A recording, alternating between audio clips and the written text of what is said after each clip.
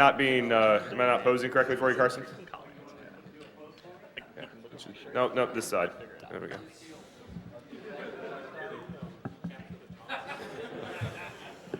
Anyway, where's the horse head and the chicken head? Are they? Yeah. Wow.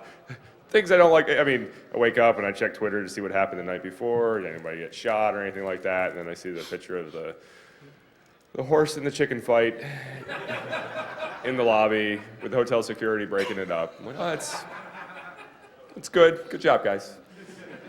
Or gals. I don't know. I don't know who's really into that kind of thing. So some administrative stuff. Seriously, if you haven't seen that, you should check Twitter. It's a pretty epic, because there's 2 hotel security, and it's a nice photo. There's good bokeh in the back and everything. It's very well framed. It's just 2 people wearing livestock costumes fighting. We're still selling t-shirts. Please, God, if you haven't bought a t-shirt, go buy a t-shirt, because I hate taking them home. The $15 each, cash donation to EFF or Hackers for Charity. We'll be shutting that down here shortly, so please go do that. I think we also will be selling a few bags, things I also hate taking home. It turns out that we have a lot of previous year swags in like onesie, twosie, like a box here, a box there, and after 9 years, I have a lot of boxes here and there of random stuff. So we're happy for you to take the historical documents home with you, and for me not to keep them. Please send in feedback. Go to the feedback website. Any way, shape, or form, we take your feedback. You can provide feedback on Twitter, and that's cool and all, but it's really a bitch to track. So please email it to us. We don't like having to dig through Twitter unnecessarily. And Ted's still selling DVDs. He's out here today. Please buy DVDs if you're interested. Keep Ted driving across the country for us and coming out here and filming us and giving all our stuff to us royalty-free and letting us post it on the inner tubes. We'll be ripping his DVDs here at some point and getting it all posted online for you too. Any other announcements I'm supposed to make? Is there any of the Shmoocon staff here? Check. We're going to start. So here's the deal.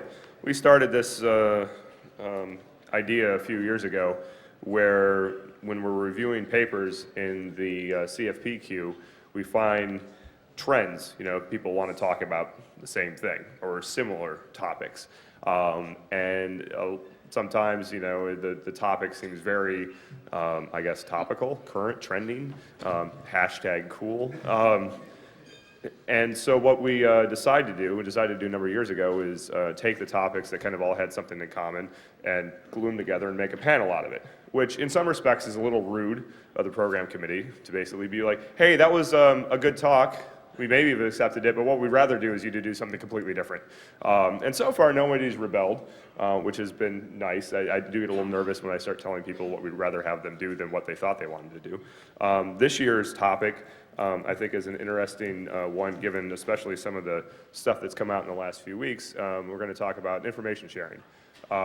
And, you know, I think it's interesting. I mentioned this during the opening. You know, there was a State of the Union a couple days ago, and Obama released his, you know, statement on cybersecurity, right? And this huge document talks about cybersecurity. What was the first point? Share all the things, right? Information sharing. So from the executive office's perspective, sharing information is the most important thing we can do to secure our national infrastructure. True, false? I don't know. It's hard to share information, though, for a wide variety of reasons, both technical and political and, quite frankly, straight up operational. So what we're going to do today is kind of explore that a little bit with our panelists. So from right to left, we have Ron Ritchie with Bank of America. He actually identifies himself with Bank of America, which is fantastic. Ben Miller, Jesus, with... You can... Sorry, ESISAC. There we go, all right. You know, so here's the deal. I drank wine out of a bag last night. And I would say hungover, but I think I was still kind of hammered when I got up. I don't drink much. It was quite the shock to the system. So I'm way out of sorts. In a few minutes, food is going to be delivered to me, and I'm going to eat in the middle of this panel. I will apologize right now. And so I'm just going to let these two guys introduce themselves, and then Ron's going to kick off the panel. They're each going to do kind of a little bit of an opening statement. I'm going to throw probably the crust at them because I don't like the crust. And then we will open it to questions and have a grand dialogue. So, All right. My name is Doug Wilson. I work at Mandiant. I manage our group that does threat indicators. Sean Barnum with MITRE. Lead a lot of the community efforts around structured threat information and representations. I don't think Sean's the mic mic is hot? hot. Wow. Oh, he's bringing it up. Is it hot? Is There that we go. better? Yeah. Sorry, I'll bring it forward, Clark. Sorry, Sean Barnum with MITRE. So involved in a lot of the community efforts around information representations to solve some of these problems. So. Start with Ron. All right, go for it. All ready to go. Yeah, so again, my name's Ron Ritchie. I'm the Chief Scientist for Information Security at Bank of America. And one of the things that we've spent a lot of time just really since I've joined about a year ago is looking at information sharing and really what's working, what's not working. There's a lot that is working, but there's a huge amount of work to do. And I want to make a few comments around really why we should care and what are some of the things that are happening right now, but also talking about some of the challenges that we feel as an organization. There's a large amount of desire and acknowledgement that information sharing is needed. The things that we recently saw with the U.S. and the EU coming forward and making some pretty strong declarative statements around the need for information sharing, I think is a very positive step. And they're, by the way, mainly talking about their ability to share with the private communities. I mean, they're talking about providing their data to us, as well as providing a legal framework to allow us to share our data with each other. But that's already happening right now today. I mean, we're already sharing information, so why is there this still pent-up need, this pent-up demand for doing it different, doing it better? And the thing is, we're not getting a huge amount of value out of the information sharing that we're doing so far. There's a lot of reasons for that, and some of my panelists will get into a lot of the technical details around that. But I would say that the biggest challenge is that we haven't figured out how to action the information that we've got. Even internally to our own organizations, the information that we've got internally, we're still having some challenges. But when I try to send that data to other people who might be able to benefit from it, we still haven't figured out how to make that data truly actionable. And so just saying that we need to share information is not enough. We need to have a reason that we're sharing data, and we need to have a plan for using the data. And that's still work that we haven't quite baked. So right now, kind of the state of the art, if you will, for information sharing, state of the art is not the right term, really the state of play, is it's like the friends and family network. People meet in communities, they develop trust, and they start sharing, and that sharing is often happening through email. You can imagine how robust the data exchange formats are in email. We get laundry lists of suspect IPs that groups that we're doing business with might think that we should worry about, whether it's command and control servers, whether it's botnet members, and so on. That data is interesting, it's useful in a very short context, but without understanding really what the provenance and the context around that data is, it has a very, very short lifespan of usability. When we get into more advanced types of information sharing, looking at indicators of compromise, again, it gets even worse. A lot of the indicators that we're collecting are pretty fragile and are very easy to route around from the adversary's perspective. And so we're really looking at trying to figure out, as an organization, what can we provide out to the industry that they might be able to take advantage of? And if information is provided to us, how do we get it in a format? And how do we get it in a content that allows us to actually make real-world changes to the protective stance that we have as an organization? Because our belief is that we're not just protecting our organization, we're protecting an entire sector, and it's a very important sector. We consider ourselves part of the critical infrastructure. So we are trying to figure out not only how do we protect Bank of America, but how do we protect Citibank? How do we protect Wells Fargo?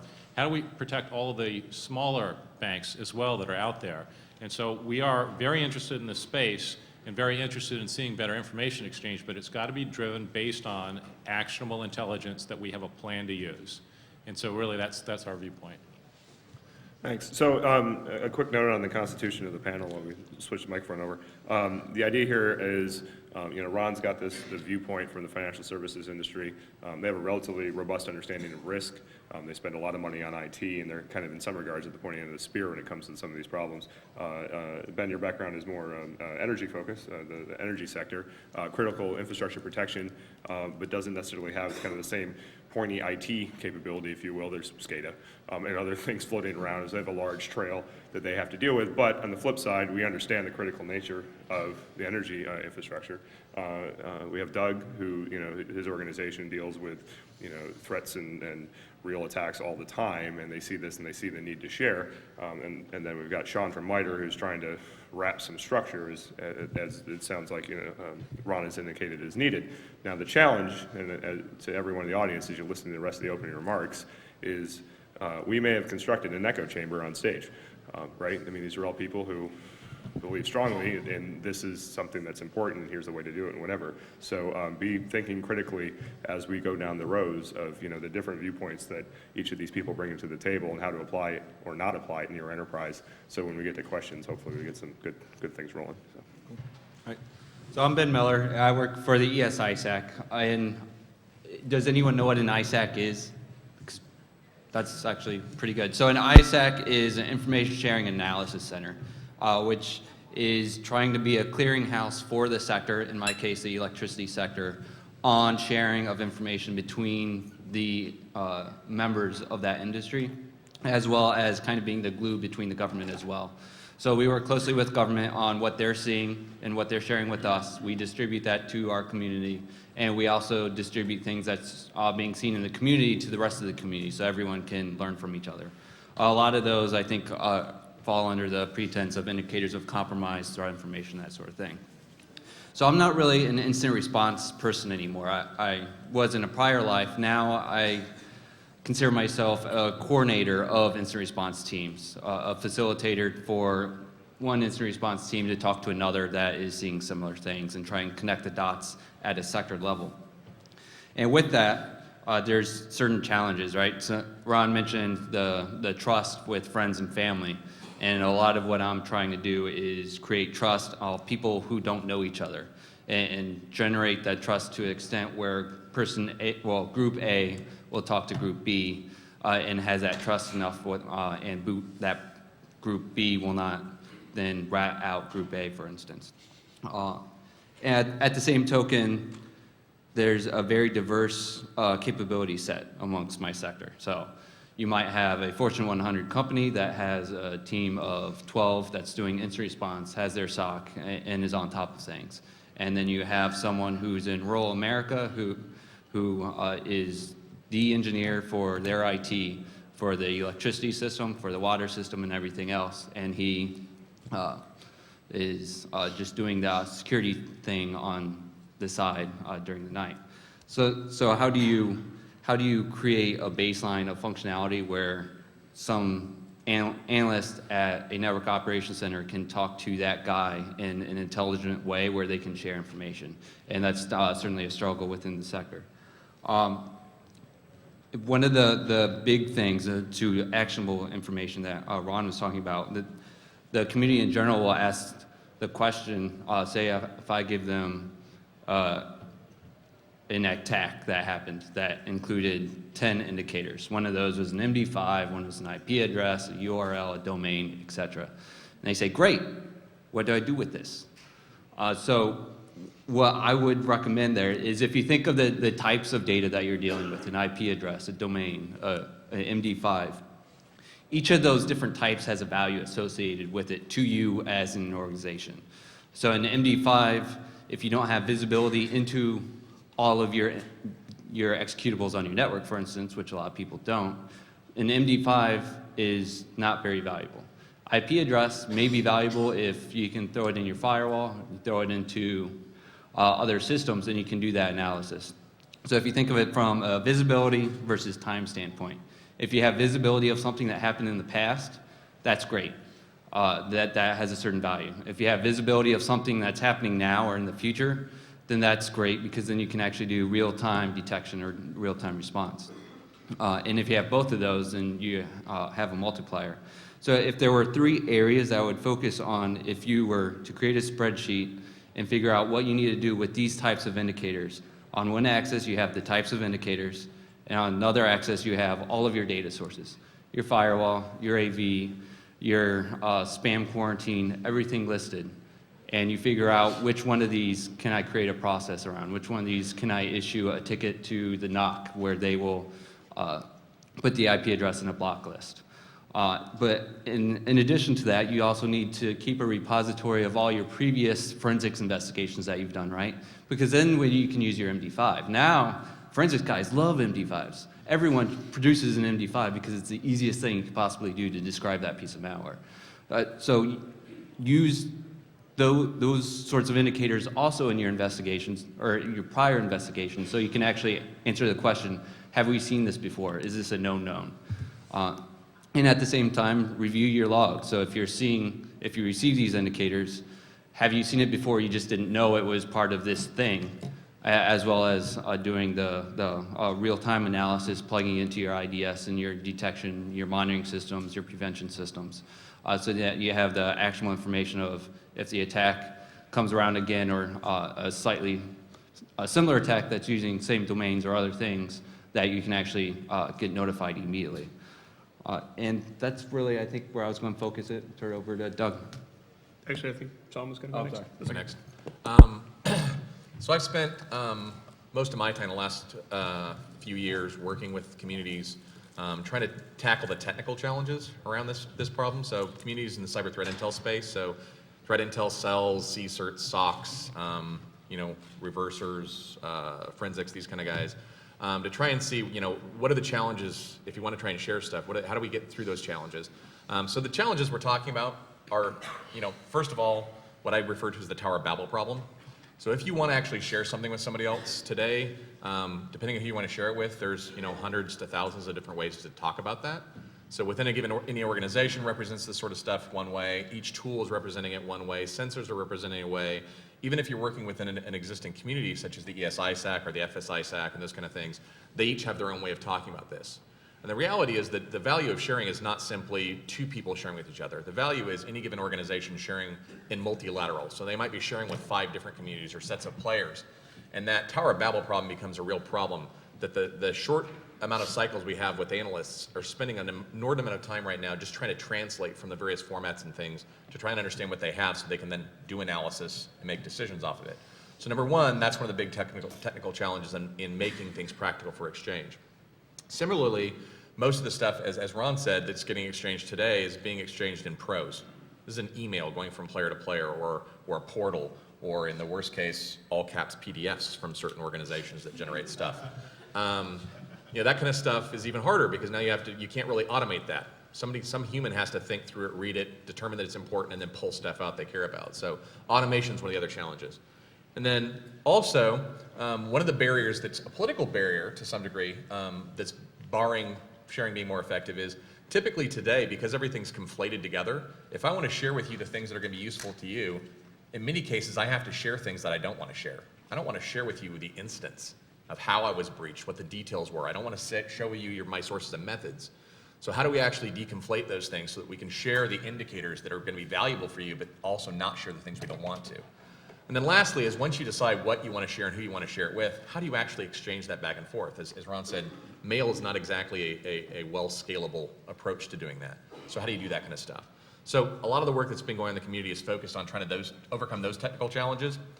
So the community that I've been working with is a fairly broad set of players in commercial industry. So big companies, so some of the financial sector companies, the GEs, the USAAs, Visa, a lot of sharing communities. So the ISACs, Ben is with the ESISAC, but also FSISAC, ICSISAC, REN-ISAC, so education, industrial control, those kind of areas.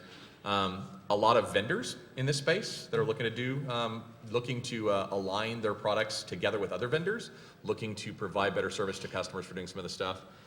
Government, a broad range of government players. So that's not only the traditional, when we talk about this stuff, people get worried about, ooh, industry sharing with government. Government needs to share with government in a consistent way to do things better. Imagine that.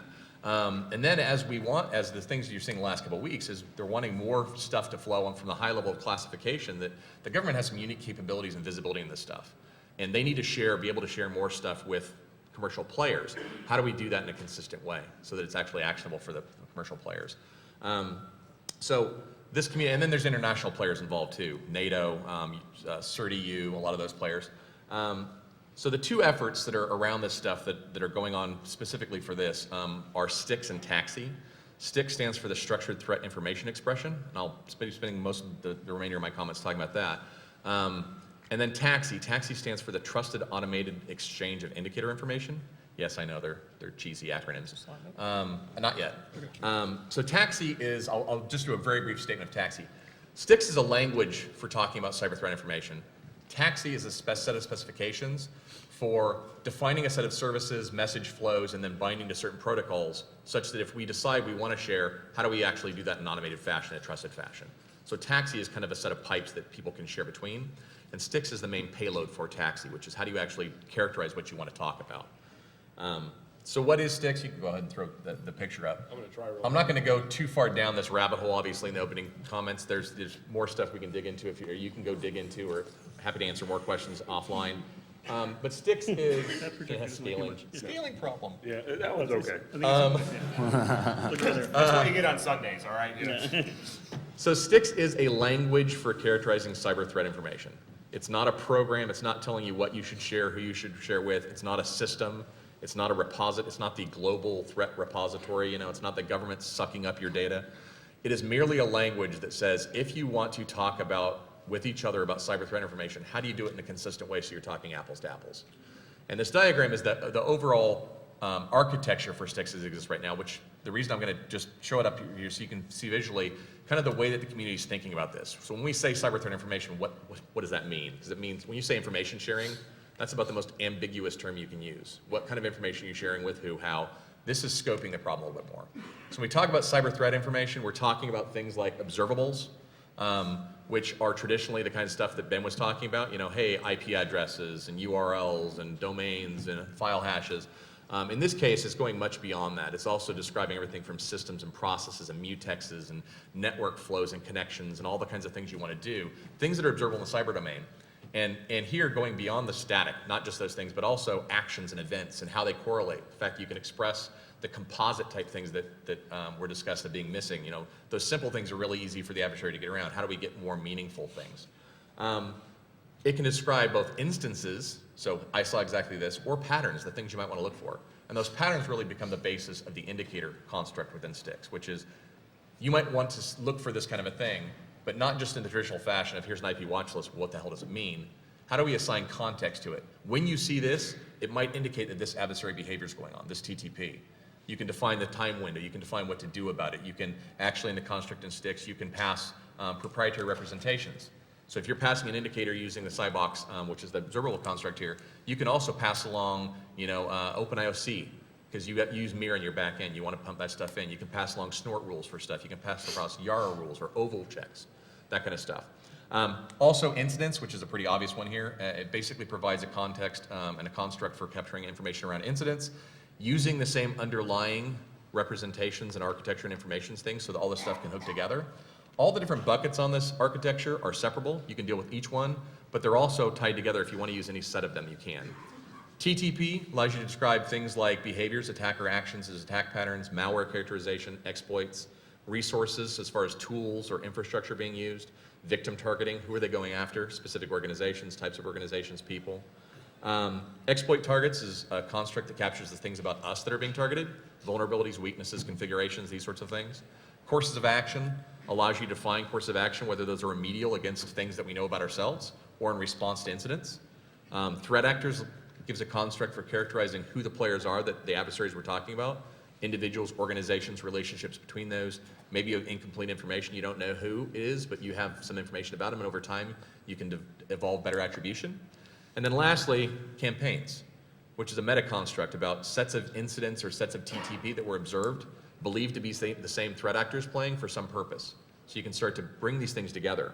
So STIX is a language that provides schematic structures for capturing these different types of information and allows you to combine them. So if all you care about is indicators, you can do that. If you're doing attribution side, you can do campaigns and threat actors, but allows you to tie that together when you're talking about a threat actor, what TTP they've used, you can do that in a consistent fashion.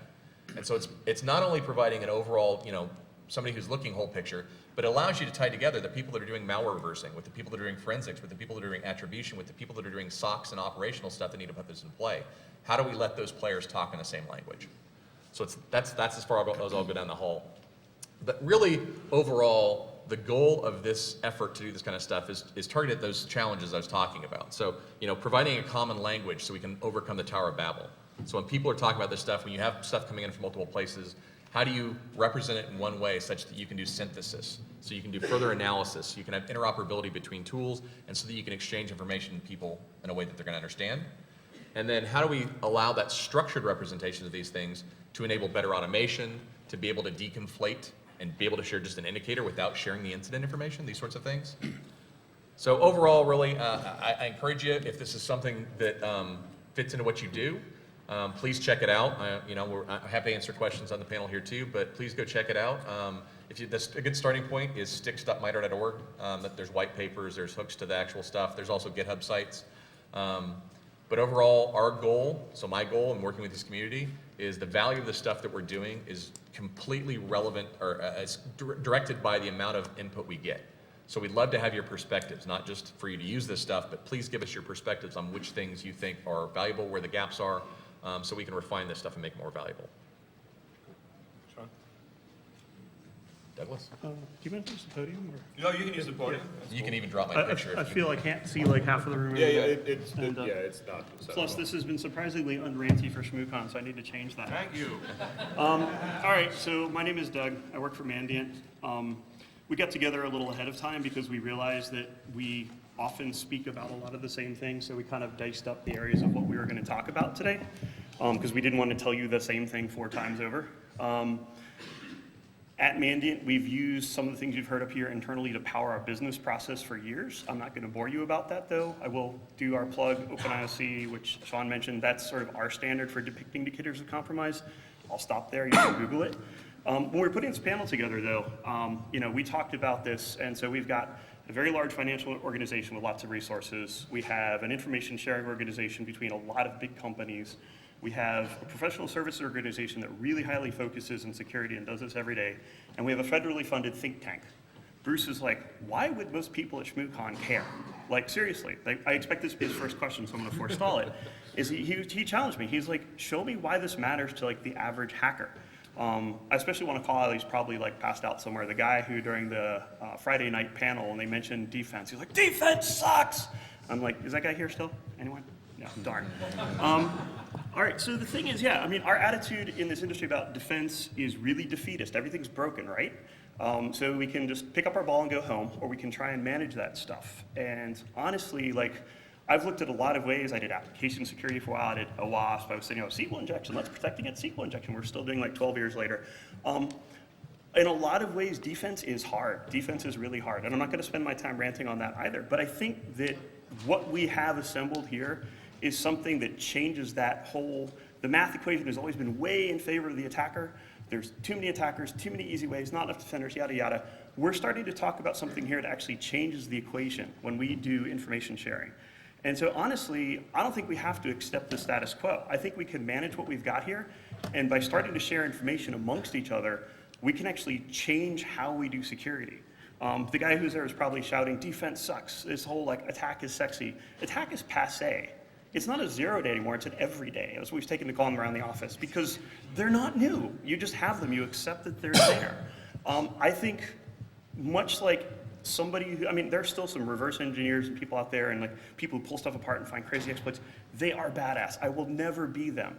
But actually, I think it's much sexier now to see somebody put out their research on the cool thing that they just discovered, this piece of malware that's possibly the tip of a giant conspiracy that a government actor put out there, or a Russian cybercrime syndicate, or a Russian cybercrime syndicate that's being paid by a government actor.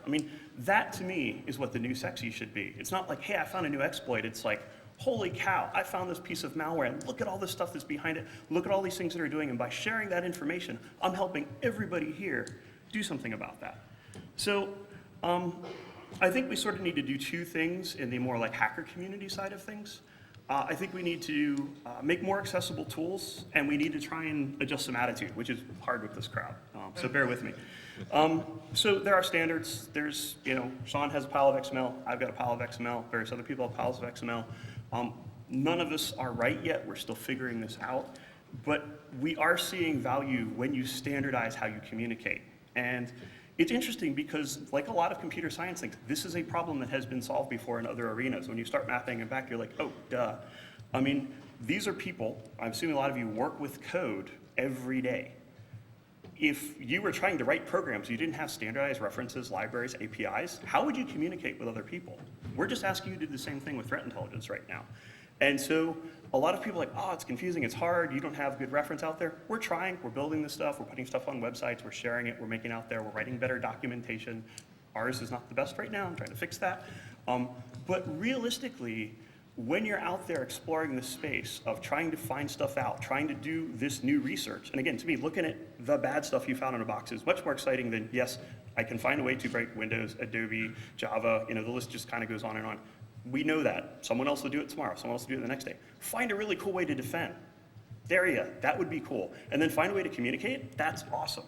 So, so people are like, okay, yeah, you sell a product though. You're talking about OpenIOC. How do I use that outside of Mandiant's products? Well, that is kind of a problem. We have a situation where with the stuff we've come up with, we have the equivalent of snort signatures, but no snort. Kind of a problem, right?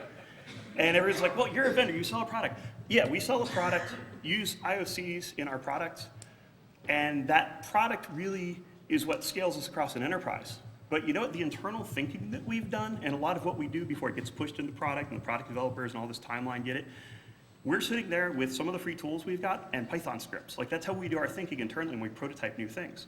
You're starting to see this now, finally. I mean, we've been doing it because people have paid us to do it for a while, but there's other people out there.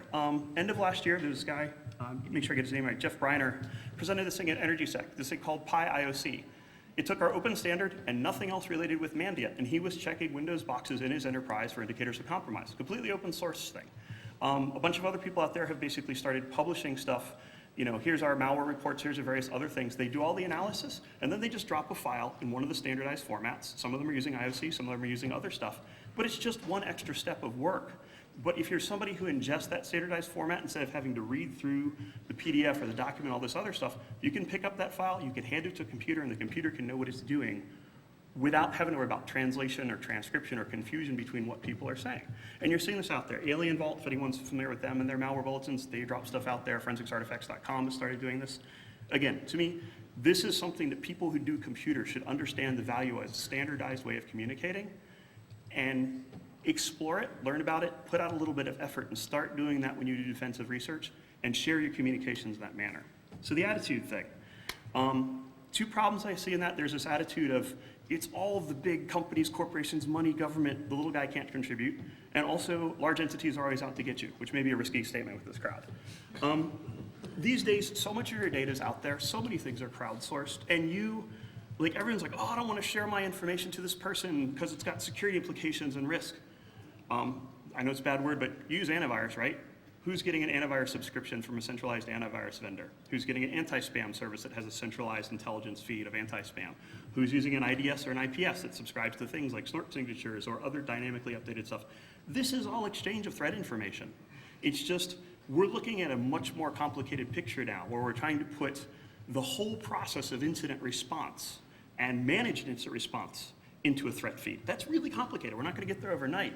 But this resistance to saying, I can't share because it might make me liable or it might embarrass me or all this other stuff, we've done this fight over and over again every couple years with each type of security product that comes out. You have them running in enterprise today. You submit crash reports back to people. You submit heuristics data back to people. It's going on right now. It's just, you've accepted it with those vendors because they fought that battle a couple years ago. We're just doing the next most complicated one right now. And so also there's this idea, again, libertarian anarchists out there are going to probably start throwing Shmoocon at this, but I too am uncomfortable with government or large bodies of having lots and lots of information and doing stuff with it. But at the same time, there's people in the government for years who are crying in frustration because they can see data going across the Pacific from all sorts of United States companies, and they can't do anything about it because they're being law-abiding and the law says you cannot share this information. We had some interesting discussions in the past week in Suits and Spooks and like the testimony on the Hill earlier this week, talking about the fact that like everyone's protecting personal information. Most of what you have to share for threat information is not somebody's social security number. That's not what we're tracking the bad guys by. There's a different set of artifacts that we're going to be using to hunt down bad guys versus what people want to protect for their personal needs. And there are things people don't want to share. You don't want to necessarily admit you've been owned. You don't want to necessarily have the name of your company sitting in an indicator. We have to deal with that on a regular basis for our customers. But there are so many things that could be shared, and a lot of people in the government, I know the government, we're here to help, it's a joke, but like there are a lot of people in the government who, if they could be sharing information with companies out there right now, would hopefully be able to stop a lot of the intellectual property theft that's been going on. So we do have this new executive order. We have some other legislation up there. I know CISPA is a dirty word for a lot of people. I don't think CISPA is the right solution. I don't think it's really well written in a lot of ways. I'm also a big fan of making sure law is written properly because, yes, it can be fixed in the judicial system, but you don't want to be the one on the wrong side of the first couple times that law goes through court. And a lot of people in this community know that. But I've seen enough, and I think if other people out there who are playing defense, especially in larger sectors, there is no way we're going to solve this with just technology. Technology will be staunching the bleeding and staying actions. But to really solve a nation-state level actor coming at you with hundreds or thousands of employees that are just sitting on every day going, own you, type trip now, over and over again, there's no technology that's going to stop that. That has to be laws and sanctions and all this geopolitical stuff that we don't want to deal with. But realistically, we're just going to be churning over and over again. And so, in conclusion, in sharing this information and getting stuff out there, we're better educating everyone, and we need to extend it outside our community. With the whole SOPA and PIPA stuff, it was very funny seeing like people like, love him or hate him, Dan Kaminsky was over talking to congressmen. And Josh Corman and some other people I know were there. And it's funny because they were talking to these people and they're like, the congressman had no idea they were doing anything that was inappropriate. Like, why is everyone so angry? This lobbyist just came in and told me to sign this thing. Sounds great. Well, it's because there's a special interest group promoting an agenda. We need to find a way to promote our agenda, get it to people who can actually do stuff like write laws and change things. And if we don't have the information out there to accurately depict what's going on and show what the problem is, not even going to be able to start the conversation. All right, I'll stop ranting. Can you, somebody throw me a Shmoocon, please? I didn't bring one, and I want to. Wait. I can't believe you didn't get beaned for saying some of that stuff. I've got one here. Still flinching, god damn. Here. Oh, you can move. There we go. Okay, solved that problem. All right, that was a lot to digest. Sorry. Man. No, it's sorry. Silly panelists for giving us something to think about.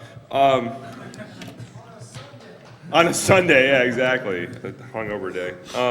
So I'm gonna try to get the ball rolling here and see if I can get a fight to break out. I'm struck by we'll go to questions here in 2 seconds. We're gonna have somebody run around with a mic, correct, Todd? Todd's got a mic. So there's a gentleman there with a fancy vest, and he'll be the first person to ask a question. So I don't know if it's a fancy vest. It may not even be a vest. I'm having a hard time seeing. So it strikes me that there's some, in the IT space, there's a long history of protecting our networks. At the global level, the BGP route tables, the big providers, and the work that they've done to share threat information and keep BGP together in the face of, I guess, what kind of technology worked 30 years ago when it was designed, but certainly in the face of a dedicated adversary wouldn't be that great today. And they've responded operationally, right? We've got a lot of tools, got a lot of guys, but the trust model there is a very small group of people who know each other. They get together all the time. They recognize each other by, face. They probably, hang out at their houses, whatever. There's a lot of trust involved. And that's just to keep something whose the only purpose of a network provider is to provide the network, right? And so they're protecting their core products by doing that. When you look at other enterprises that have other missions that aren't just IT related, banks, energy sector, and that kind of thing, this stuff starts to come out of hide, right?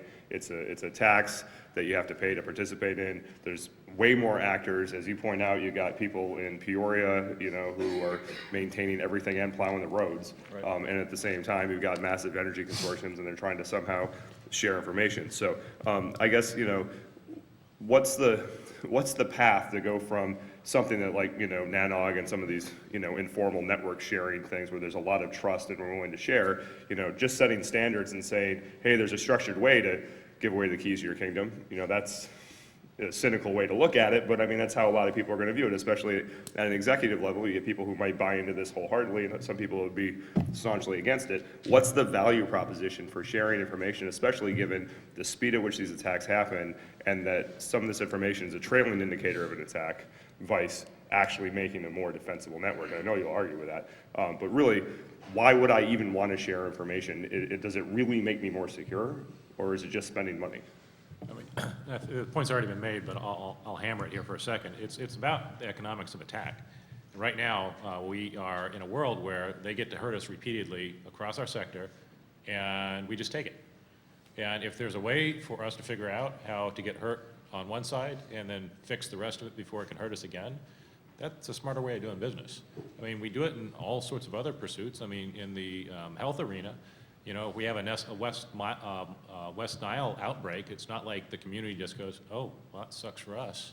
They talk amongst, and then actions get taken. You can actually manage crises if you know in advance that it's coming. And so that's the motivator. So the question is, how do we get there? And I think we get there by starting with some very, very specific use cases, and we set ground rules that allow us to understand under what conditions we will share and how far that information is going to get out. Because we also have to care about the information that we are pushing out. I'm not going to share information if I think the organizations that I'm sharing with are going to do bad things with that information to me. So I need to have a certain amount of faith that they are going to have a certain amount of rules that they will enforce amongst themselves when I give them my data. And by the same token, if I take their data, I have a responsibility as well, because I'm not going to be liable for data that I give out to the community to help the community. But at the same time, you know, we need to understand what the value of that information is as it flows out and across that infrastructure. But the core of it is if we can't figure out how to do this, we're never going to change the economic curve. And right now, the curve is not in our favor. Briefly add, so really our ability to take action is defined by our scope of situational awareness, where we can see. And if, no matter who you are, no matter what size of organization, you know, the NSA only has a certain boundary of scope of what they can see. So to use a really cheesy analogy, when you think about the weather forecast you look at night, or when you look at the map and you're from the DC area and you see, oh, look, this is the temperature in Columbia, and this is the temperature in Leesburg, and this is the temperature in Springfield and Richmond or whatever. That stuff doesn't come from space. That's basically individual weather stations located all around the place. And if you have one of those at your house, you might know what the temperature is, the barometric pressure at your house. But if you want to actually have an idea that there's a storm coming at you, you need to have all those things sharing together. And it's a cheesy analogy, but that's the same thing with cyber, right? Our goal would be for... I said cyber. Damn. First one. Our goal there is that my detection becomes your prevention. So hey, something got hit with me. Can I share that so that before it ever even gets to you, can you do something about it? And the only way you can do that is to look beyond the horizon, to be able to see what other people are seeing. Because your scope, no matter how big, especially for the small guys don't have the capabilities to even look beyond their front door, let alone their yard. So you have to have that sharing to be able to see what's coming, to see what's out there, to be able to understand and actually take some actions. Thinking about the kill chain, if all we do is think about things after the exploits happen, you're always cleaning up messes. Your only ability to get pre-exploit in the kill chain is if you're actually sharing information of what's been seen before. Because you only see it in your own places when it's happened. But if somebody else sees it and then they share it to you, you can actually do something before it happens to you. So, and I have a question counter back to Bruce. Sure. You say we're giving away the keys of the kingdom. How is information about threat actors keys of the kingdom? Our intellectual property is the keys of the kingdom. People are taking that and walking off with that on a regular basis. I mean, if I'm sharing something about a new piece of malware, that might be intellectual property to a company that does intelligence work, but outside of that, that's something that everybody else is going to be able to use for their defense. I mean, I understand there's the worry about liability admitting that you got breached, but that's a fight we've been having for a while and we're kind of losing anyways. I don't see how it's quote unquote the keys to the kingdom, or even honestly something that's directly related toward most people's mission of how they make money, to be able to give some information about how somebody just took a chunk out of their side. And I'm not going to respond because I'm going to go to a question. Okay. Nice deflection. Thank you. So I can speak to that question and also to your flu outbreak question. Threat intelligence is a competitive advantage and intellectual property for certain companies. Some of them have been around for a while, some of them are just coming up right now. And it's to their advantage to hold on to that information and then sell it out to a variety of consumers. Work with an ISAC, they don't sell it. I understand that. And I work for a Big Four consulting firm, and I'm struggling with this internally, and I'm actually sharing with people sort of informally, and I may go home and not have a job because I just said that. But CrowdStrike, iSight Partners, things like that, that intel is a competitive advantage for them. They want to sell that information to their consumers. How do we deal with that? So, And so just so you know, that the ones you just named are part of the community. I understand, and I'm partnering with them, and they've seen me talking up in the community. Well, so here's the thing. I mean, I work for a vendor you could possibly lump in that thing. I mean, we do things in a slightly different manner. And, I mean, the thing is, there is a productization of you not having the resources to completely address a problem. Are you going to roll your own antivirus solution 10 years ago? Were you going to write the engine that's going to monitor the operating system? Or are you going to buy a commodity product? Realistically, you're going to see commodity. I mean, RSA this year is going to be 25 different threat intel companies saying, look, we have a new thing. It will solve this year's version of the APTs. But the thing is, like, ultimately it has to be commoditized to be spread out there, but there needs to be a research and sharing phase. And I don't deny that you're gonna have companies that make money off of this. I mean, basically our customers benefit from the fact that we have intelligence, we share it internally, and that's what makes some of our stuff go. But at the same time, just because there are companies making money off of it, doesn't mean that you don't want to help your neighbor put their house out because it's on fire. And most of the sharing that's going on is specific trusted groups like ISACs, which are industry specific. You have something in common, you have some reason to protect this. Because yeah, there is a profit motive for some companies, there's definitely going to be business, but you know what, those companies make money off of that, not gonna run out of customers anytime soon. And the challenge which we have faced right now, it's the first time, I think, in a long time since like a world war, the United States is going, holy crap, this is actually bigger than capitalist competition. Because you know what? If you have 3 companies in the US competing in a market space, and they all lose to somebody who's not in the United States, guess what? They all lost. And people are starting to have that light bulb go on. So it's small, but that's why we're doing things like this and jumping up and down in our seats, at least I am, is because we're trying to make people aware of the scope of this. And even the people who definitely make money off this on a regular basis, most of them, at least we do, can see some altruism. This is why we open sourced our way of depicting this information. This is why we go out and talk about it. Yeah, we make money off of what we do. Part of that is intelligence-based, but we also try and drive the community forward. And I'm also sitting here going, not running out of customers anytime soon, but you all can help yourselves in an independent manner.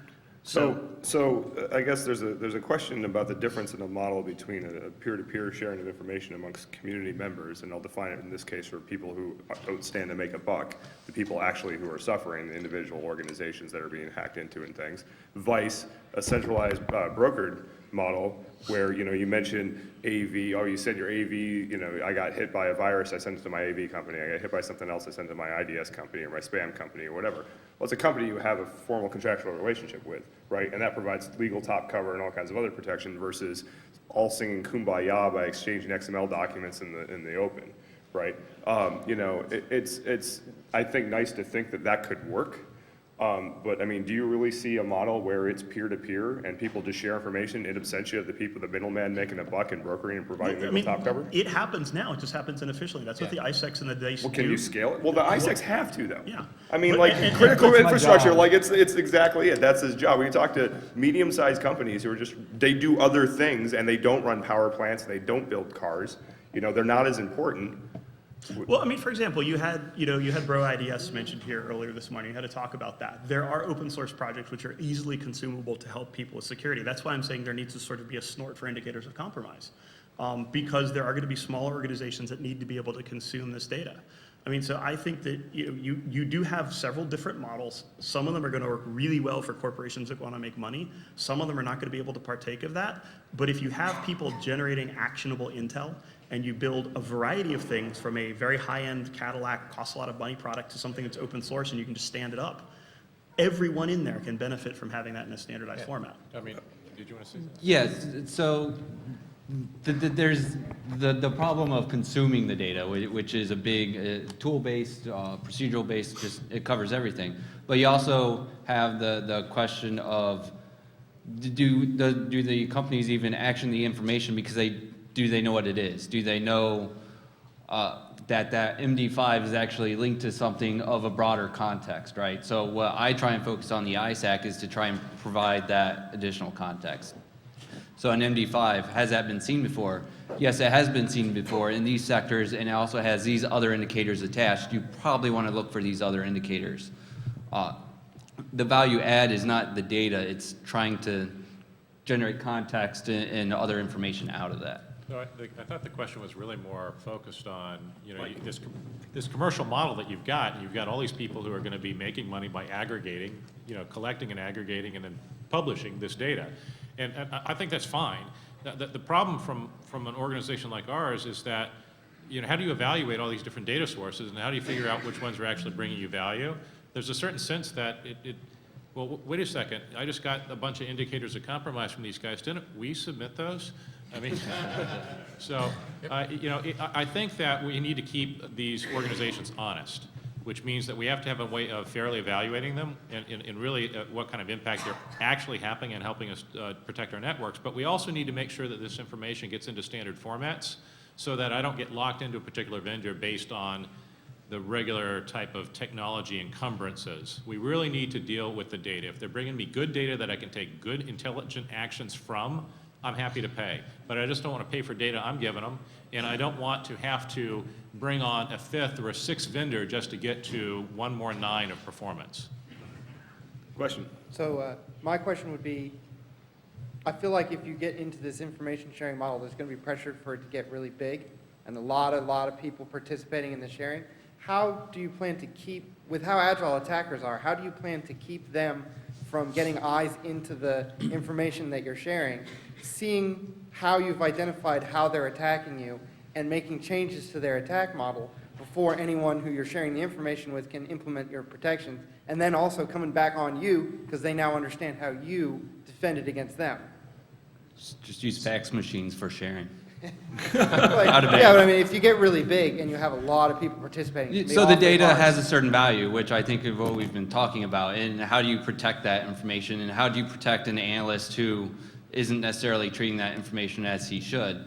That's a problem, right? But it's a good problem to have. If we're making the bad guys think that they have to modify their procedures, their tools, or whatever, then we've actually slowed them down. Even if they know that we know that, they have to pause, rework what they're doing, and then launch another attack. That means we have more time to do other things. That's a good thing. It's denying territory and resources. And ultimately, yeah, I mean, that's why, again, technology never gets an answer. It's just kind of an arms race. But if you can multiply the defensive arms race times the number of people in your sharing organization, it's a lot harder if a guy has to go back and get the people, if you have 10 guys launching permutated malware by running a script, and they just have to change the MD5, no biggie. If you have to go back to your developer and be like, you have to change all the libraries you're using because we see all of them when it's running in memory, and you have to go back and rewrite the malware from scratch, that's a lot more man hours and time that have been taken out of that organization that's attacking you on a regular basis. 2 points on this one. So one is that. So how do we get to more rich indicators, right? So it's not just the MD5. How hard is it for somebody to switch an IP when they discover you know the IP? It's instantaneous and free. But if you can actually understand how they're behaving and link things together and force them to change, like as Doug just said, the way they did that thing, you're pushing the economy. The asymmetry begins to invert, right? The other thing is please don't take what we're saying to say that this is a monolithic thing, that, once it's sharing, there's one sharing picture of everything. That's almost certainly not going to be the case ever because of some of the sensitivities and political issues. This is different communities sharing different kinds of things. Some of it's peer-to-peer, some of it's source subscriber, some of it's hub and spoke for inframedia and stuff, and how those communities share together and cross and stuff. And there's not really a monolithic picture. You're going to decide what you want to share with who. You're going to want to try and tag that data so that it goes to you, but it doesn't go anybody else. You're not allowed to reshare it. So just because we're talking about visibility across a lot of things, doesn't mean that any one player has all that visibility. And actually, just to add to that, so we see attacks that happen in a particular sector. That sector begins mitigation, they respond, they learn from it, right? Those same indicators could maybe perhaps be seen in another sector. So they just reuse, if those sectors were communicating, then both sectors would have been in a better position. We'll get to your question in 2 seconds. So I want to comment on something that you said.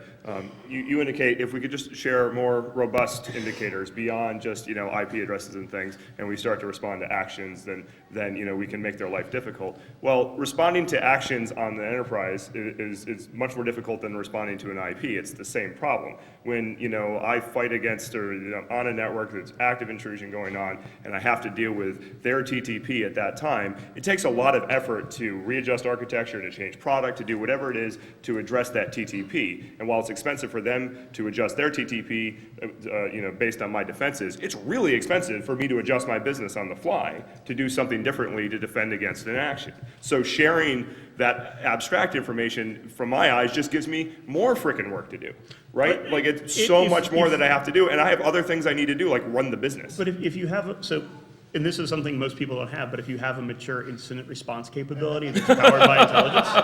Who has a mature incident response capability?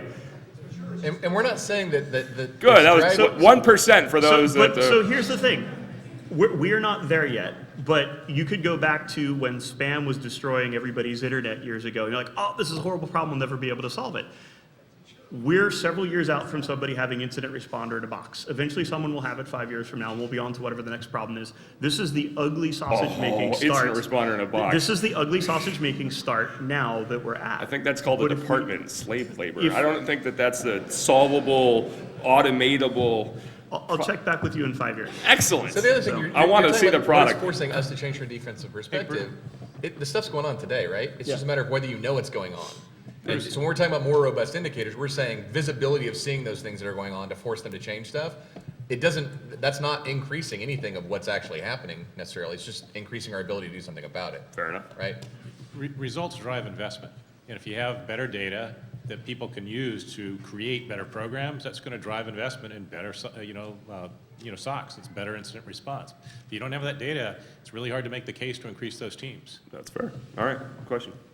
I think one of the things that we're conflating here, though, is the idea of data, information, and intelligence, which are three separate layers of the same problem. We have more data than we know what to do with. Finding information from that is hard. And then taking it to the steps that you at MITRE are working on and actually providing intelligence. How does this apply to my network? And that's not something that we can just take and give to people. They actually have to have the time, the energy, the mature organization to be able to apply that. And I think we're, again, at least 5 years. And so that's one of the things I want to go back to the community on, because you know what? We have a lot of people who've solved a lot of big data problems. This is, again, one of those things where, we can't have a true incident responder in a box. There always needs to be a human making some of the decisions, because there's still, there is. Let me finish. But here's what you can do is, in many cases, if you look like what we've done to innovate computer science to have humans empowered, is we have a mess that humans do all the manual work. And then over time, we figure out ways to automate all the BS and all the repeatable things up until the point that the specialized human can actually do their job at a practical level. We just need to apply a lot of the other computer science to this intelligence thing. We have huge amounts of data. I mean, that's one of the problems that a lot of government agencies have, is they've gotten all of this SIG in, they've got huge amounts of data, and they're now trying to figure out what to do with it. What are they doing? They're investing in the same large data analytics that Amazon and various other people are doing. They're looking at Hadoop, and they're looking at all these other technologies that look at really massive stuff and figure out how to make things out of it. So instead of sitting there going, look, I found another way to bust an Adobe product, start taking some of your hacker know-how and going towards here's a whole pile of intelligence data. How could I make this useful to people and so they can consume it? And ultimately, what you will do, so right now, we have a problem that a lot of the products out there, they take people who have IR and they empower them. We don't have a lot of products out there that help people who don't do security learn how to do security. That's what I mean by IR in a box. And ultimately, you will still need people. But right now, if you're small organization, you need to hire 5 IR personnel. They're if 5 years from now, you're like, hey, small organization, your sysadmin needs to attend 2 days of training to learn how to use this product, and you'll have this new capability. They're like, yeah, sold, sign up, $50,000, sure, take it. We're at the beginning of trying to get there. So that problem is I definitely think you need to add another digit to the number of years. The more we can apply automation, the closer we get. Right. Because you can move from data information with automated heuristics, and then let the people focus on the intel part. So we're going to take this. Are you ready for this to be the last question, sir? This is one of those like home run kind of like, not to put pressure on you, but this is what people are going to remember this entire panel based on your question. Awesome. I'm Gary. My question has to do with assisting the attackers. If you put all your threat information together, it seems like this it would help all the people trying to defend their networks, but also helps all the people who are trying to break into them know how to avoid your detection. So I'm wondering if you guys have ideas about how to mitigate that threat. So it's, the problem with virus total, right? I mean, and this is just now we're talking about much more abstract concept of virus total. It's, you've got your little discrete indicators, observables in virus total space, and we think adversaries use virus total to check their stuff or similar products? Yeah, it's pretty straightforward. So again, when you codify all this and people get compromised, this is what I was kind of referring to, keys to the kingdom. It's not that the keys to the kingdom of how to build a better car. It's the fact that you lay bare, here's what I am able to consume and produce. But you don't necessarily lay all of it bare. I mean, that's the thing, is like there's going to be different tiers of intelligence. Anyone who has a really good intelligence mining capability is always going to keep their best stuff close hold. My And data then- set is not public, by the way. Then there is a. Well, there to is- the general public. There is That's why a, the there- amps are working right now. There is because a the electrical range that sector is not goes from public. what you have close in to what is generally publicly available that is still useful that you'll part with. But nobody's ever going to share their closest secrets. The trick is figuring out what in the middle you can either share or use or sell or give out to people. And so, yeah, you are giving out information to attackers. If I publish an IOC that says, here's what we found this piece of malware, the bad guys could look at it and go, yes, okay, now I know that that's there. But to me, the important part about this to learn is that we have this idea, we've had it for a long time. You buy a preventative product, you throw some money in the business cases, you've prevented that problem. Bullshit, doesn't work, hasn't worked for a long time, never going to be there. It's about managing the fact that people are always going to be breaking in, figuring out how you can kick them out and move along and get back to a status quo or accept the damage that you're going to get as fast as possible. So it's managing a process of intrusion rather than trying to stop it cold. And sharing information is one of the ways of managing it by making their tools less effective. They will come with the next one, you'll have to do it again, and so on and so on and so forth. But it's much better to accept that's a managed process and do it and build it into your business than think I can spend $100,000 on an appliance and poof, the APTs is gone. I think that is a good place to stop. So thank you very much, panelists. Appreciate your time.